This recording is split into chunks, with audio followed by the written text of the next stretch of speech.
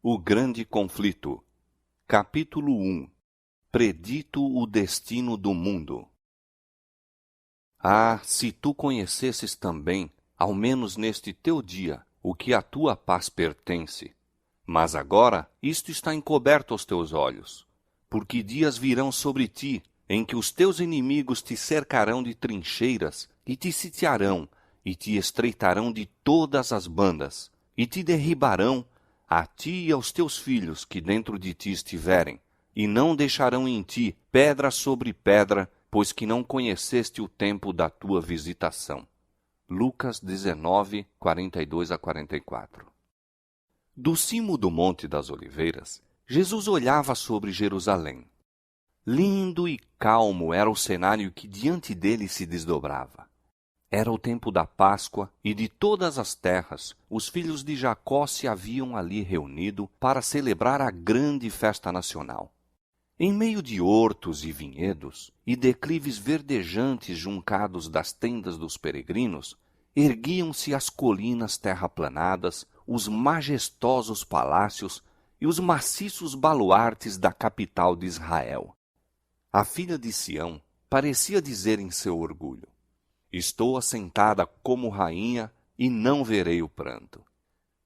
Sendo ela tão formosa então e julgando-se tão segura do favor do céu como quando, séculos antes, o trovador real cantara, formoso de sítio e alegria de toda a terra é o monte de Sião, a cidade do grande rei.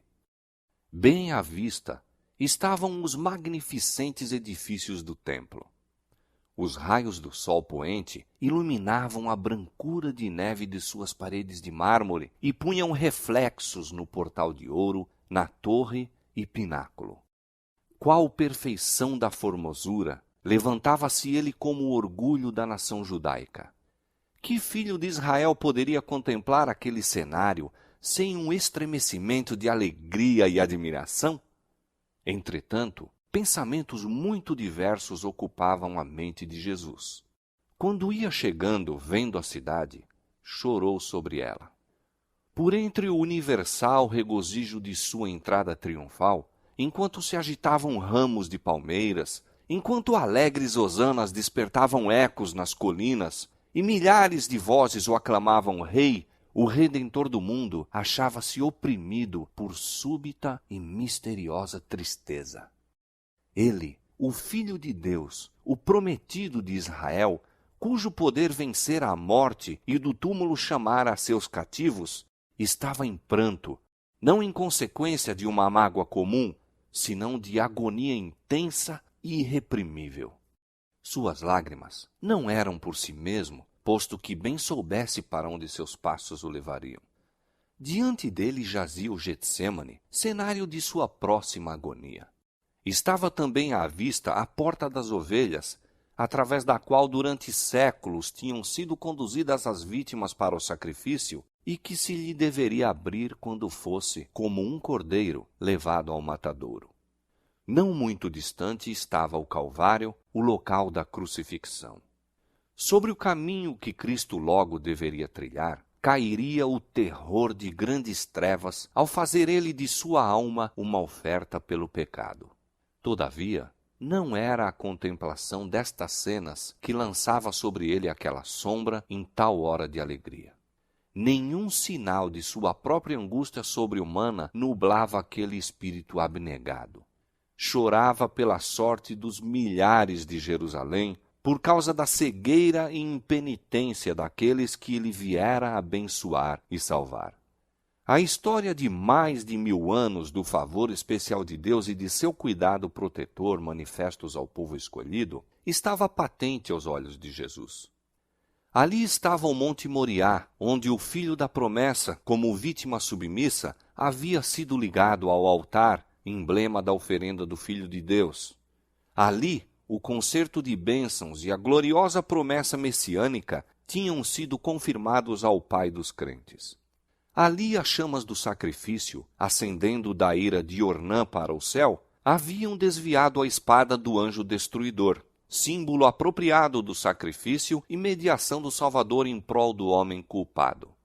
Jerusalém fora honrada por Deus acima de toda a terra, Sião fora eleita pelo Senhor, que a desejara para a sua habitação.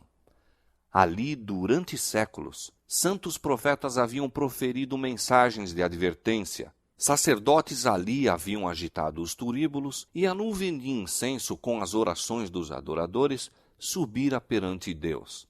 Ali, diariamente, se oferecera o sangue dos cordeiros mortos, apontando para o vindouro Cordeiro de Deus. Ali, Jeová revelara a sua presença na nuvem de glória sobre o propiciatório. Repousara ali a base daquela escada mística, ligando a terra ao céu. Escada pela qual os anjos de Deus desciam e subiam, e que abria ao mundo o caminho para o lugar santíssimo. Houvesse Israel, como nação, preservado a aliança com o céu, Jerusalém teria permanecido para sempre como eleita de Deus. Mas a história daquele povo favorecido foi um registro de apostasias e rebelião. Haviam resistido à graça do céu, abusando de seus privilégios e menosprezado as oportunidades. Posto que Israel tivesse zombado dos mensageiros de Deus, desprezado suas palavras e perseguido seus profetas, ele ainda se lhes manifestara como o Senhor, Deus misericordioso e piedoso, tardio em iras e grande em beneficência e verdade. Apesar das repetidas rejeições, sua misericórdia continuou a interceder. Com mais enternecido amor que o de pai pelo filho de seus cuidados, Deus lhes havia enviado sua palavra pelos seus mensageiros, madrugando e enviando-lhes, porque se compadeceu de seu povo e da sua habitação. Quando admoestações, rogos e censuras haviam falhado, enviou-lhes o melhor dom do céu. Mais ainda, derramou todo o céu naquele único dom. O próprio Filho de Deus foi enviado para instar com a cidade impenitente. Foi Cristo que trouxe Israel como uma boa vinha do Egito. Sua própria mão havia lançado fora os gentios de diante deles. Plantou-a em um outeiro fértil. Seu protetor cuidado cercara-a em redor. Enviou seus servos para cultivá-la. Que mais se poderia fazer à minha vinha, exclama ele, que eu não lhe tenha feito? Posto que quando ele esperou que desse uvas, veio a produzir uvas bravas. E ainda, com esperança compassiva de encontrar frutos, veio em pessoa à sua vinha, para que porventura pudesse ser salva da destruição. Cavou em redor dela, podou-a e protegeu-a. Foi incansável em seus esforços para salvar esta vinha que ele próprio plantara. Durante 3 anos, o Senhor da luz e glória entrara e saíra por entre o seu povo. Ele andou fazendo o bem e curando a todos os oprimidos do diabo, aliviando os quebrantados de coração, pondo em liberdade os que se achavam presos, restaurando a vista aos cegos, fazendo andar os coxos e ouvir aos surdos, purificando os leprosos, ressuscitando mortos e pregando o evangelho aos pobres. A todas estas classes igualmente foi dirigido o gracioso convite: vinde a mim, todos os que estáis cansados e oprimidos, e eu vos aliviarei. Conquanto lhe fosse recompensado o bem com o mal, e o seu amor com o ódio, ele prosseguiu firmemente em sua missão de misericórdia. Jamais eram repelidos os que buscavam a sua graça. Como viajante sem lar, tendo a ignomínia e a penúria como porção diária, viveu ele para ministrar as necessidades e abrandar as desgraças humanas, para insistir com os homens a aceitarem o dom da vida.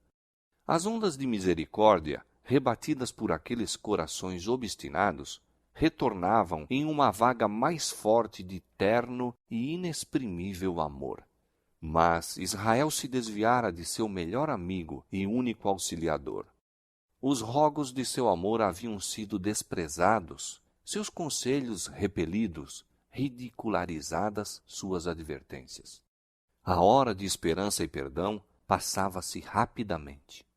A taça da ira de Deus, por tanto tempo adiada, estava quase cheia. As nuvens que haviam estado a acumular-se durante séculos de apostasia e rebelião ora enegrecidas de calamidades, estavam prestes a desabar sobre um povo criminoso. E aquele que unicamente os poderia salvar da condenação iminente fora menosprezado, injuriado, rejeitado e seria logo crucificado. Quando Cristo estivesse suspenso da cruz do Calvário, teria terminado o tempo de Israel como nação favorecida e abençoada por Deus. A perda de uma alma que seja é calamidade infinitamente maior que os proveitos e tesouros de todo um mundo. Entretanto, quando Cristo olhava sobre Jerusalém, achava-se perante ele a condenação de uma cidade inteira, de toda uma nação. Sim, aquela cidade e nação que foram as escolhidas de Deus, seu tesouro peculiar. Olhando através dos séculos futuros, via o povo do concerto espalhado em todos os países, semelhantes aos destroços de um naufrágio em uma praia deserta. Nos castigos prestes a cair sobre seus filhos, não via ele senão o primeiro gole daquela taça de ira que no juízo final deveriam esgotar até as fezes. A piedade divina, o terno amor encontraram a expressão nestas melancólicas palavras. Jerusalém, Jerusalém, que matas os profetas e apedrejas os que te são enviados. Quantas vezes quis eu ajuntar os teus filhos, como a galinha junta os seus pintos debaixo das asas, e tu não quiseste. Ó, se houveras conhecido, como nação favorecida acima de todas as outras, o tempo de tua visitação e as coisas que pertencem à tua paz. Tenho contido o anjo da justiça, tenho-te convidado ao arrependimento, mas em vão. Não é meramente a servos, enviados e profetas que tens repelido e rejeitado, mas ao Santo de Israel, teu Redentor. Se és destruída, tu unicamente és a responsável, e não queres vir a mim para terdes vida. Cristo viu em Jerusalém um símbolo do mundo endurecido na incredulidade e rebelião e apressando-se ao encontro dos juízos retribuidores de Deus. As desgraças de uma raça decaída, oprimindo-lhe a alma, arrancavam de seus lábios aquele clamor extremamente amargurado. Viu a história do pecado traçada pelas misérias, lágrimas e sangue humanos. O coração moveu-se-lhe de infinita compaixão pelos aflitos e sofredores da terra. Angustiava-se por aliviar a todos. Contudo, mesmo a sua mão não poderia demover a onda das desgraças humanas. Poucos procurariam a única fonte de auxílio. Ele estava disposto a derramar a alma na morte, a fim de colocar a salvação ao seu alcance. Poucos, porém, viriam a ele para que pudessem ter vida. A majestade dos céus em pranto, o Filho do infinito Deus, perturbado em espírito, curvado em angústia. Esta cena encheu de espanto o céu inteiro. Revela-nos a imensa malignidade do pecado. Mostra quão árdua a tarefa é, mesmo para o poder infinito, salvar ao culpado das consequências da transgressão da lei de Deus. Jesus, olhando para a última geração, viu o mundo envolto em engano semelhante ao que causou a destruição de Jerusalém. O grande pecado dos judeus foi rejeitarem a Cristo. O grande pecado do mundo cristão seria rejeitarem a lei de Deus, fundamento de seu governo no céu e na terra. Os preceitos de Jeová seriam desprezados e anulados.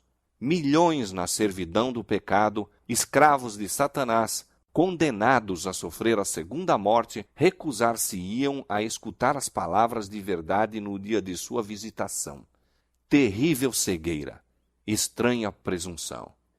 2 dias antes da Páscoa, quando Cristo pela última vez se havia afastado do templo, depois de anunciar a hipocrisia dos príncipes judeus, novamente sai com os discípulos para o Monte das Oliveiras e assenta-se com eles no declive relvoso, sobranceiro à cidade.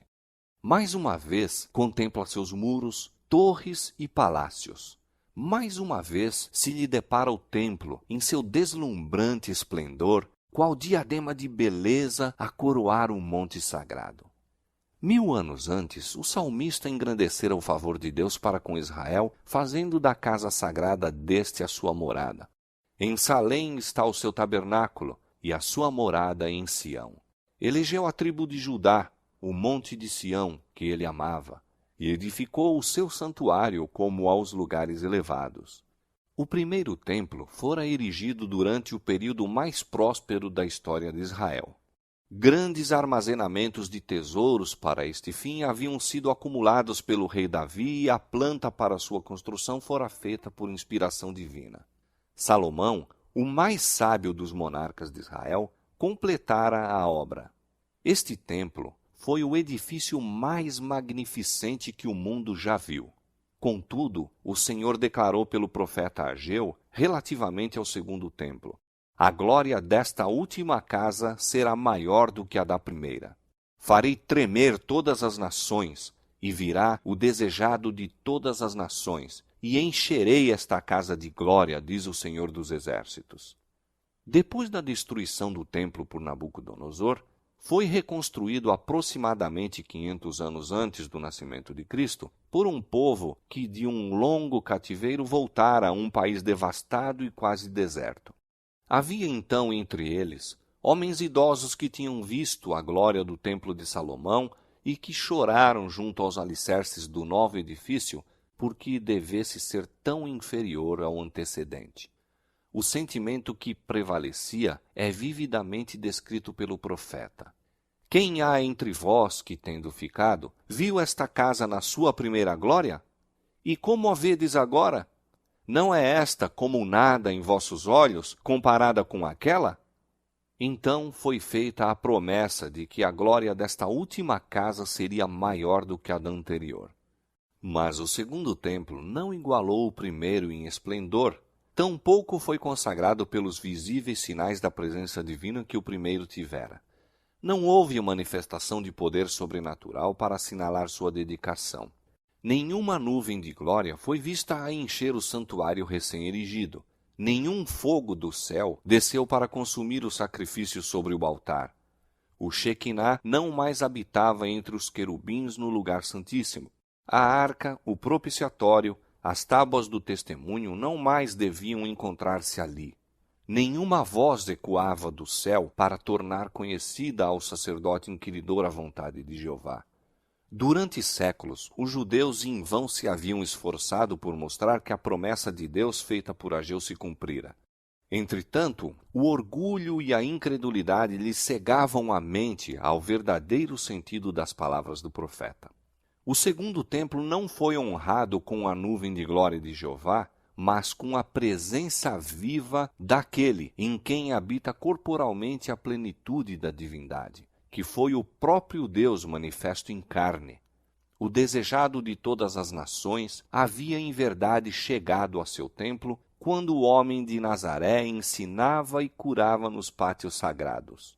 Com a presença de Cristo, e com ela somente, o segundo templo excedeu o primeiro em glória. Mas Israel afastara de si o dom do céu que lhe era oferecido. Com o humilde mestre que naquele dia saíra de seu portal de ouro, a glória para sempre se retirara do templo. Já eram cumpridas as palavras do Salvador: eis que a vossa casa vai ficar-vos deserta. Os discípulos ficaram cheios de espanto e admiração ante a profecia de Cristo acerca da subversão do templo e desejavam compreender melhor o significado de suas palavras. Riquezas, trabalhos e perícia arquitetônica haviam durante mais de 40 anos sido liberalmente expendidos para salientar os seus esplendores. Herodes, o Grande, nele empregara prodigamente tanto riquezas romanas como tesouros judeus, e mesmo o imperador do mundo o tinha enriquecido com seus dons. Blocos maciços de mármore branco, de tamanho quase fabuloso, proveniente de Roma para este fim, formavam parte de sua estrutura. E para eles chamaram os discípulos a atenção do Mestre, dizendo: olha que pedras e que edifícios! A estas palavras deu Jesus a solene e surpreendente resposta: em verdade vos digo que não ficará aqui pedra sobre pedra que não seja derribada. Com a subversão de Jerusalém, os discípulos associaram os fatos da vinda pessoal de Cristo em glória temporal a fim de assumir o trono do império do universo, castigar os judeus impenitentes e libertar a nação do jugo romano. O Senhor lhes dissera que viria a segunda vez.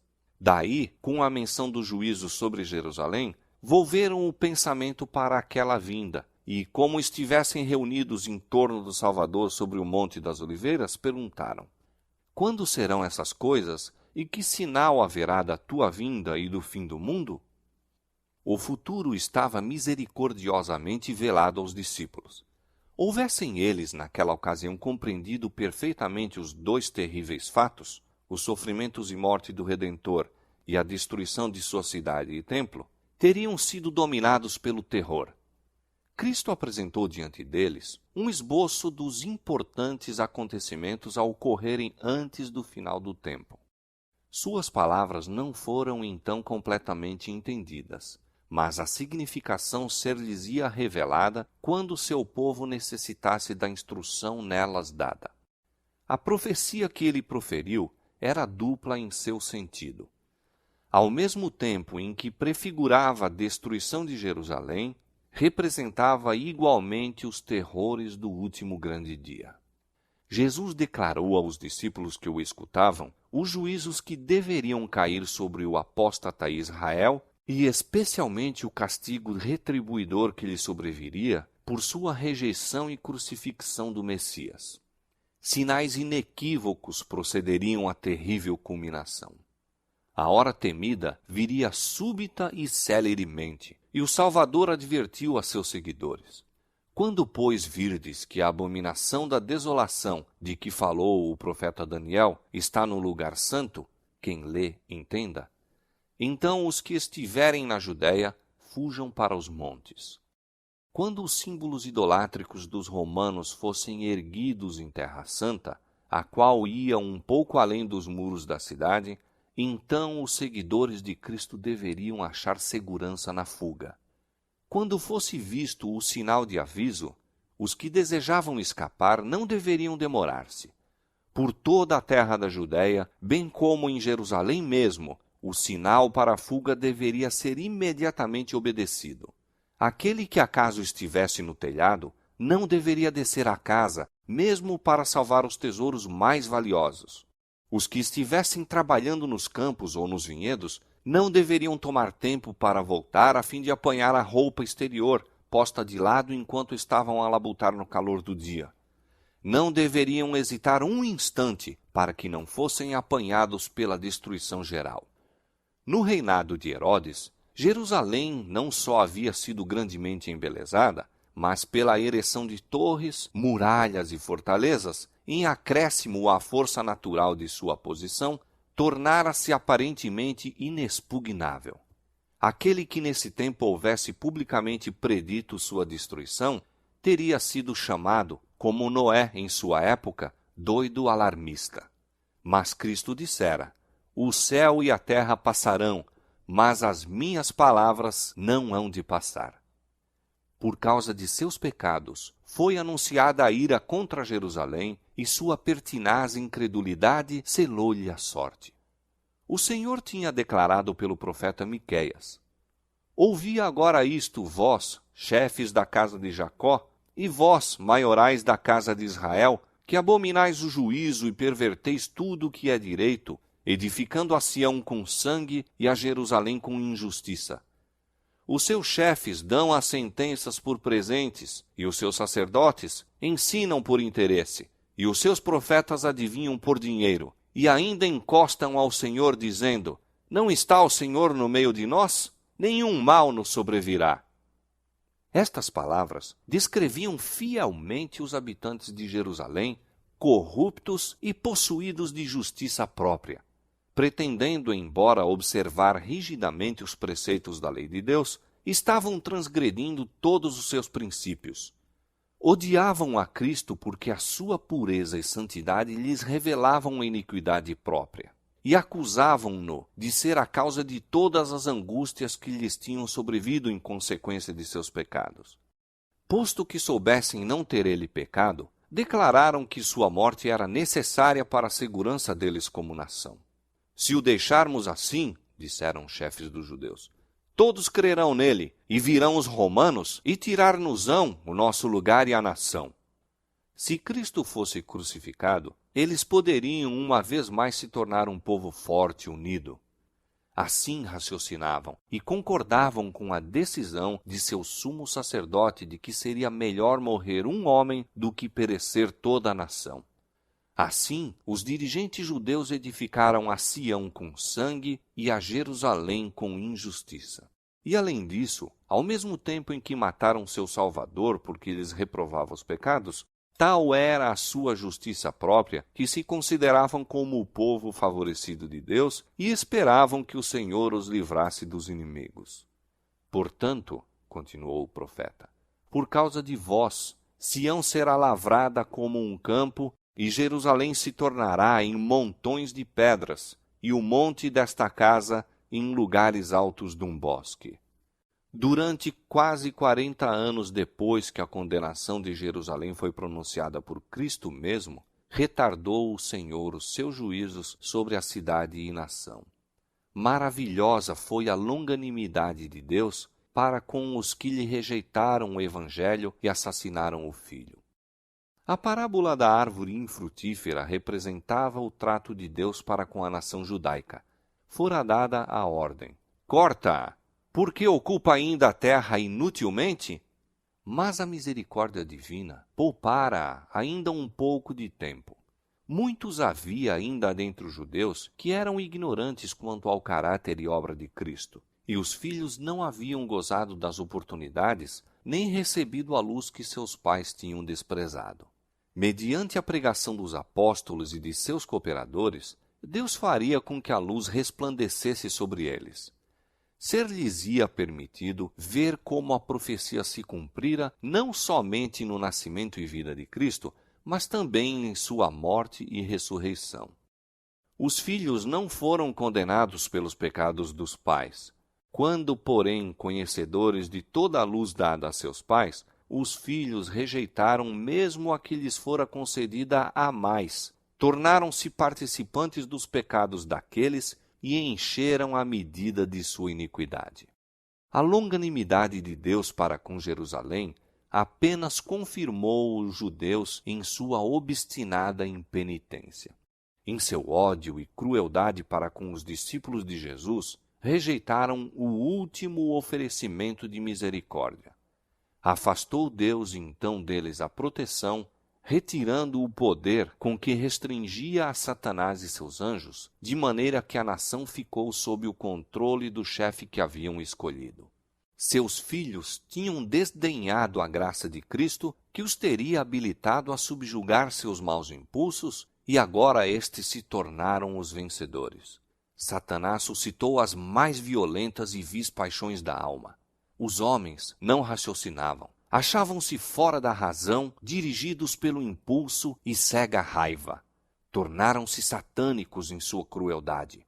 Na família e na sociedade, entre as mais altas como entre as mais baixas classes, havia suspeita, inveja, ódio, contenda, rebelião, assassínio. Não havia segurança em parte alguma. Amigos e parentes traíam-se mutuamente. Pais matavam aos filhos e filhos aos pais. Os príncipes do povo não tinham poder para governar-se. Desenfreadas paixões faziam-nos tiranos.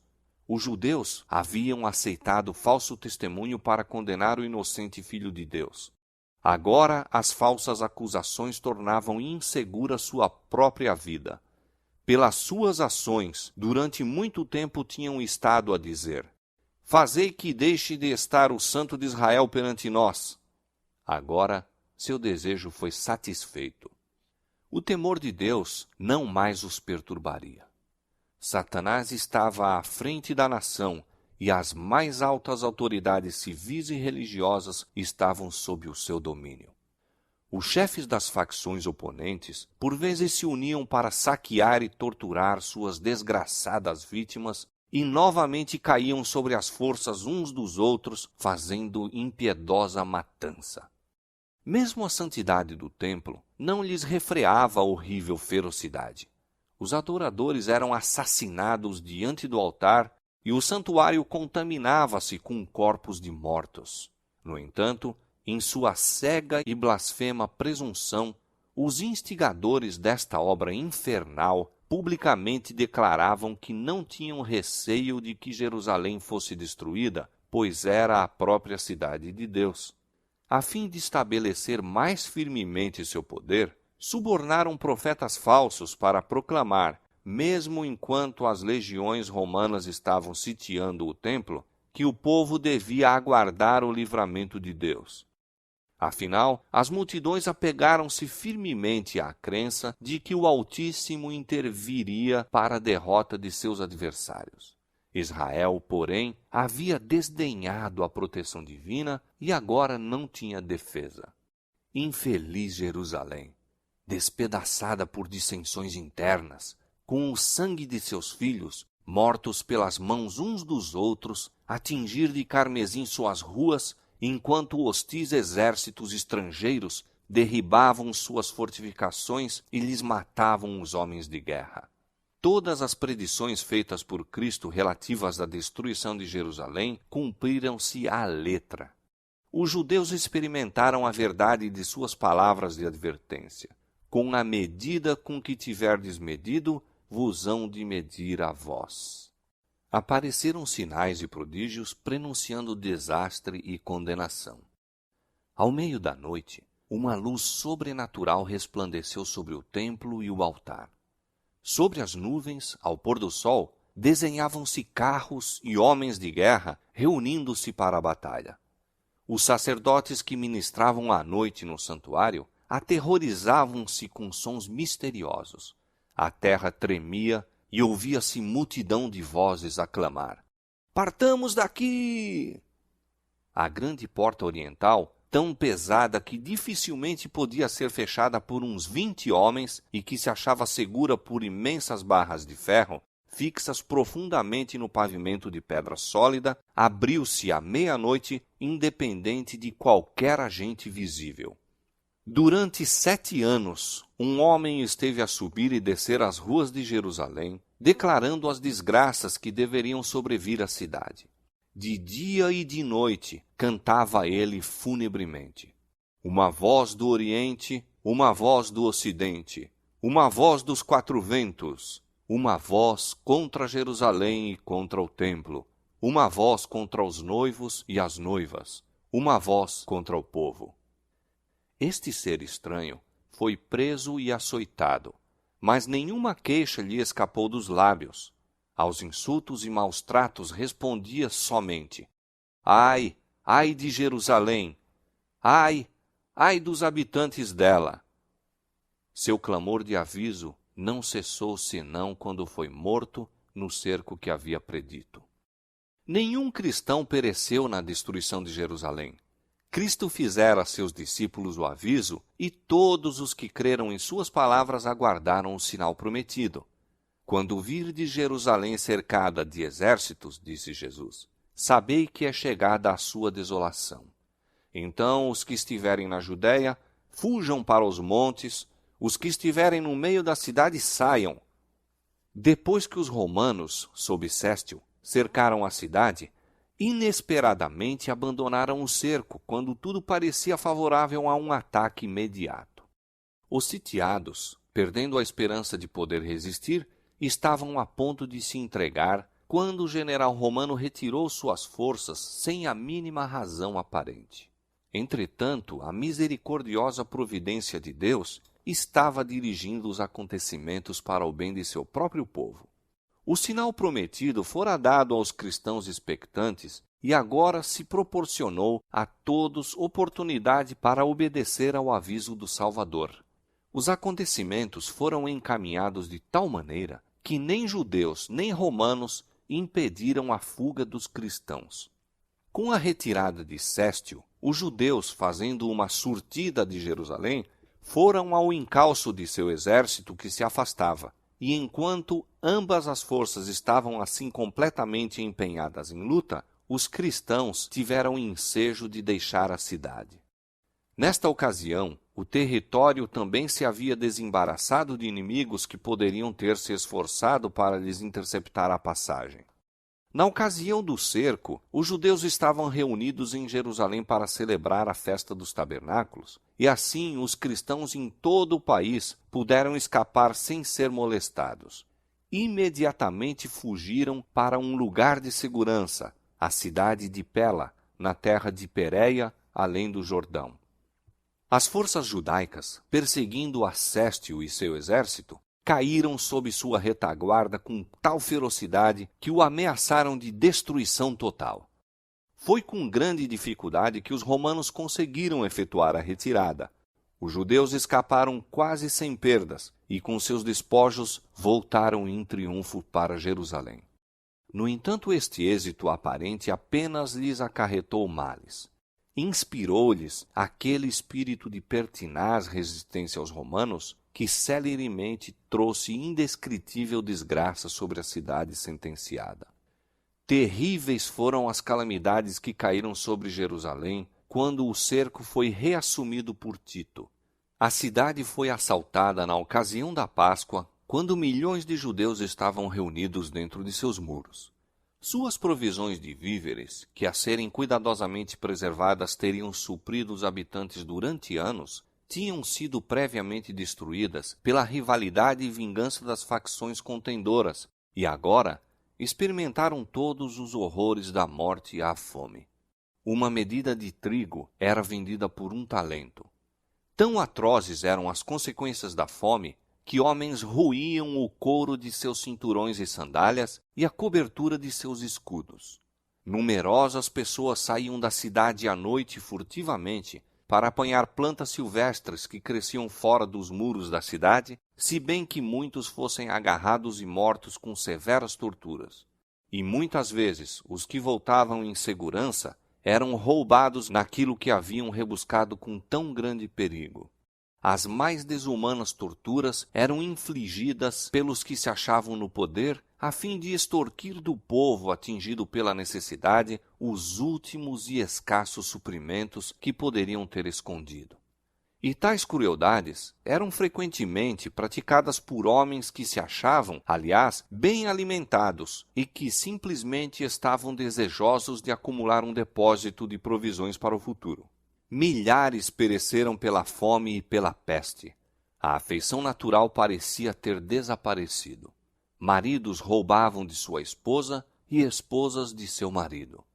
Viam-se filhos arrebatar o alimento da boca de seus pais idosos. A pergunta do profeta, pode uma mulher esquecer-se tanto de seu filho que cria? Recebeu dentro dos muros da cidade condenada a resposta. As mãos das mulheres piedosas cozeram os próprios filhos e serviram-lhes de alimento na destruição da filha de meu povo. Novamente se cumpriu a profecia de aviso, dada 14 séculos antes. E quanto à mulher mais mimosa e delicada entre ti, que de mimo e delicadeza nunca tentou pôr a planta de seu pé sobre a terra, será maligno o seu olho contra o homem de seu regaço, e contra seu filho e contra sua filha, e por causa de seus filhos que tiver, porque os comerás escondidas pela falta de tudo no cerco e no aperto com que o teu inimigo te apertará nas tuas portas. Deuteronômio, capítulo 28, versos 56 e 57. Os chefes romanos esforçaram-se por infundir terror aos judeus e assim fazê-los render-se. Os prisioneiros que resistiam ao cair presos eram açoitados, torturados e crucificados diante do muro da cidade. Centenas eram diariamente mortos desta maneira, e essa horrível obra prolongou-se até que ao longo do vale de Josafá e no Calvário se erigiram cruzes em tão grande número que mal havia espaço para mover-se entre elas. De tão terrível maneira foi castigada aquela espantosa maldição proferida perante o tribunal de Pilatos. O seu sangue caia sobre nós e sobre nossos filhos. Tito, de boa vontade, teria posto termo à terrível cena, poupando assim Jerusalém da medida completa de sua condenação. ele se enchia de terror ao ver os corpos jazendo aos montes nos vales. Como alguém que estivesse em êxtase, olhava ele do cimo do Monte das Oliveiras ao templo magnificente e deu ordem para que nenhuma de suas pedras fosse tocada. Antes de tentar ganhar posse desta fortaleza, fez ardente apelo aos chefes judeus para não o forçarem a profanar com sangue o lugar sagrado. Se saíssem e combatessem em outro local, nenhum romano violaria a santidade do templo. O próprio Joséfo, com apelo eloquentíssimo, suplicou que se rendessem para se salvarem a si, a sua cidade e seu lugar de culto. Suas palavras, porém, foram respondidas com pragas amargas. Lançaram-se dardos contra ele, que era seu último mediador humano, enquanto persistia em estar com eles. Os judeus haviam rejeitado os rogos do Filho de Deus, e agora as advertências e rogos apenas os tornavam mais decididos a resistir até o último ponto. Nulos foram os esforços de Tito para salvar o templo. Alguém maior do que ele declarara que não ficaria pedra sobre pedra. A cega obstinação dos chefes dos judeus e os abomináveis crimes cometidos dentro da cidade sitiada provocaram o horror e a indignação dos romanos, e Tito finalmente se decidiu a tomar o templo de assalto.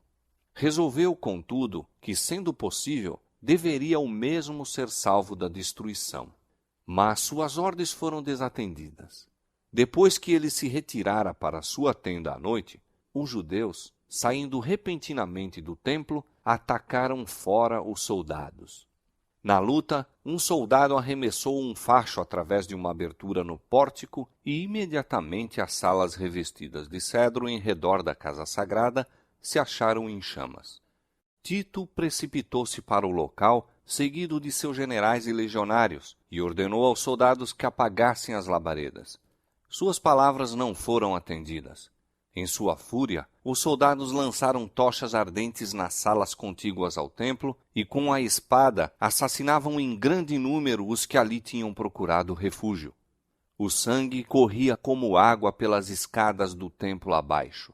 Milhares e milhares de judeus pereceram. Acima do ruído da batalha, ouviam-se vozes bradando: Icabode, foi-se a glória. Tito achou impossível sustar a fúria da soldadesca. Entrou com seus oficiais e examinou o interior do edifício sagrado.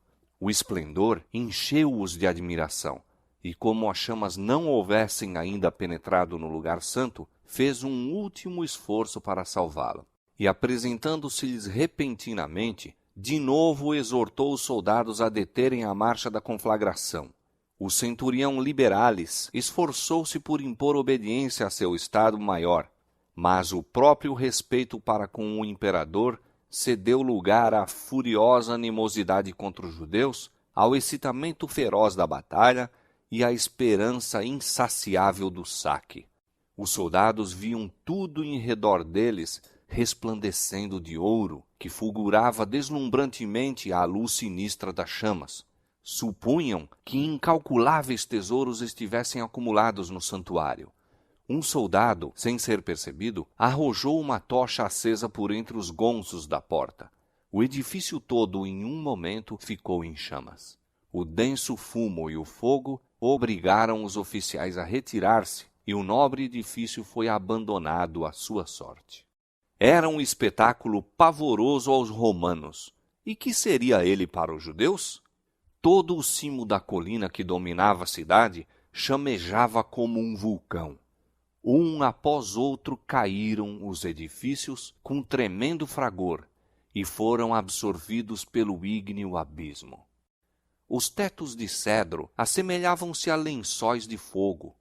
Os pináculos dourados resplandeciam como pontas de luz vermelha. As torres dos portais enviavam para cima altas colunas de chama e fumo. As colinas vizinhas se iluminavam e grupos obscuros de pessoas foram vistas a observar com horrível ansiedade a marcha da destruição.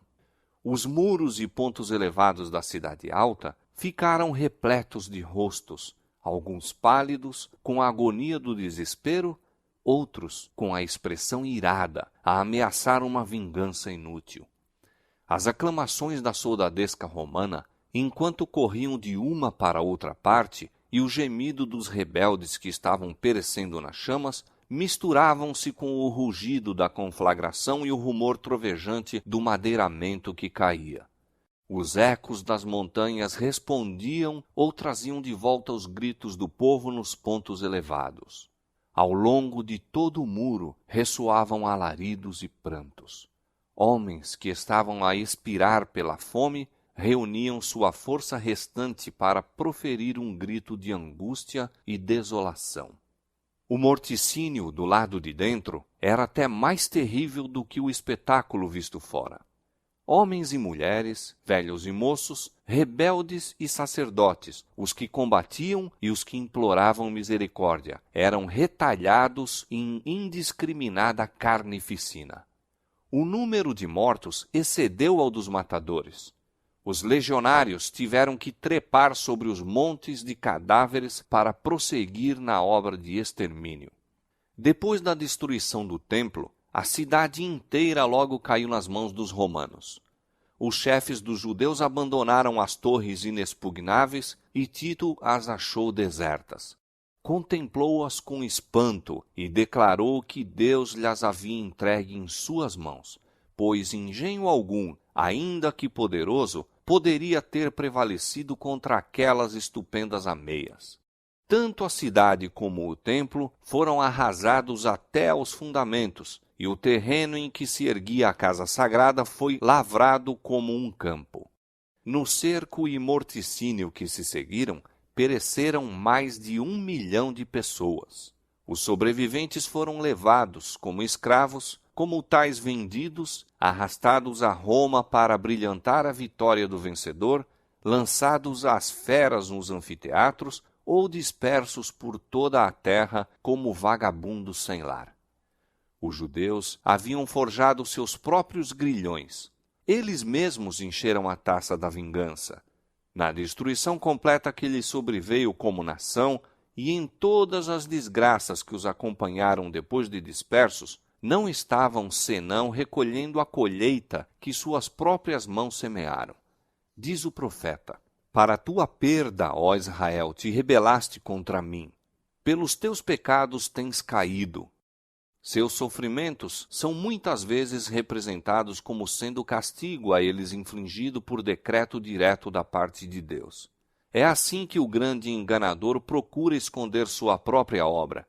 Pela obstinada rejeição do amor e misericórdia divina, os judeus fizeram com que a proteção de Deus fosse deles retirada e permitiu-se a Satanás dirigi-los segundo a sua vontade. As horríveis crueldades executadas na destruição de Jerusalém são uma demonstração do poder vingador de Satanás sobre os que se rendem ao seu controle. Não podemos saber quanto devemos a Cristo pela paz e proteção de que gozamos.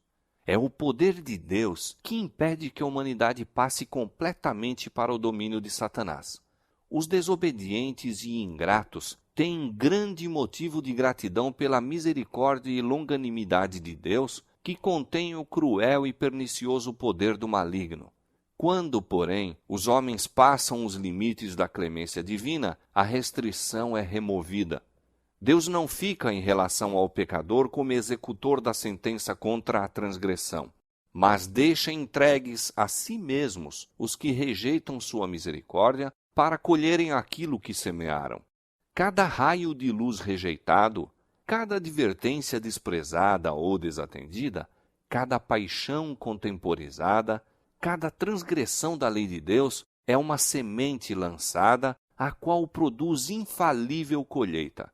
O Espírito de Deus, persistentemente resistido, é afinal retirado do pecador, e então poder algum permanece para dominar as más paixões da alma e nenhuma proteção contra a maldade e inimizade de Satanás.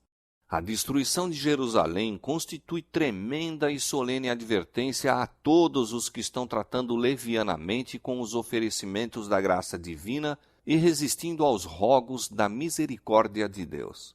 Jamais foi dado um testemunho mais decisivo do ódio ao pecado por parte de Deus e do castigo certo que recairá sobre o culpado. A profecia do Salvador relativa aos juízos que deveriam cair sobre Jerusalém há de ter outro cumprimento, do qual aquela terrível desolação não foi senão tênue sombra. Na sorte da cidade escolhida, podemos contemplar a condenação de um mundo que rejeitou a misericórdia de Deus e calcou a pés a sua lei. Tenebrosos são os registros da miséria humana que a terra tem testemunhado durante seus longos séculos de crime. Ao contemplá-los, confrange-se o coração e o espírito desfalece. Terríveis têm sido os resultados da rejeição da autoridade do céu. Entretanto, cena ainda mais tenebrosa se apresenta nas revelações do futuro. Os registros do passado, o longo cortejo de tumultos, conflitos e revoluções, a armadura daqueles que pelejavam com ruído e os vestidos que rolavam no sangue, que são em contraste com os terrores daquele dia em que o Espírito de Deus será totalmente retirado dos ímpios, não mais contendo a explosão das paixões humanas e ira satânica. O mundo contemplará então, como nunca antes, os resultados do governo de Satanás. Mas naquele dia, bem como na ocasião da destruição de Jerusalém, livrar-se-á o povo de Deus, todo aquele que estiver inscrito entre os vivos. Cristo declarou que virá a segunda vez para reunir a si os seus fiéis. E todas as tribos da terra se lamentarão e verão o Filho do Homem vindo sobre as nuvens do céu com poder e grande glória. E ele enviará os seus anjos com rijo clamor de trombeta, os quais ajuntarão os seus escolhidos desde os quatro ventos, de uma a outra extremidade dos céus. Então, os que não obedecem ao Evangelho serão consumidos pelo espírito de sua boca e serão destruídos com o esplendor de sua vinda. Como o antigo Israel, os ímpios destroem-se a si mesmos, caem pela sua iniquidade. Em consequência de uma vida de pecados, colocaram-se tão fora de harmonia com Deus, sua natureza se tornou tão aviltada com o mal, que a manifestação da glória divina é para eles um fogo consumidor. Acautelem-se os homens, para que não aconteça negligenciarem a lição que lhes é comunicada pelas palavras de Cristo. Assim como ele preveniu seus discípulos quanto à destruição de Jerusalém, dando-lhes um sinal da ruína que se aproxima para que pudessem escapar, também advertiu o mundo quanto ao dia da destruição final e lhes deu sinais de sua aproximação para que todos os que queiram possam fugir da ira vindoura. Declara Jesus: e haverá sinais no sol, na lua e nas estrelas, e na terra angústia das nações. Os que contemplam estes prenúncios de sua vinda devem saber que está próximo às portas. Vigiai, pois, são suas palavras de advertência. Os que atendem ao aviso não serão deixados em trevas para que aquele dia os apanhe desprevenidos. Mas aos que não vigiarem, o dia do Senhor virá como ladrão de noite. O mundo não está mais preparado para dar crédito à mensagem para este tempo do que estiveram os judeus para receber o aviso do Salvador relativo a Jerusalém. Venha quando vier, o dia do Senhor virá de improviso aos ímpios. Correndo a vida sua rotina invariável, encontrando-se os homens absortos nos prazeres, negócios, comércio e ambição de ganho, estando os dirigentes do mundo religioso a engrandecer o progresso e ilustração do mundo e achando-se o povo embalado em uma falsa segurança, então, como um ladrão à meia-noite, rouba na casa que não é guardada, sobrevirá repentina destruição aos descuidados e ímpios e de nenhum modo escaparão.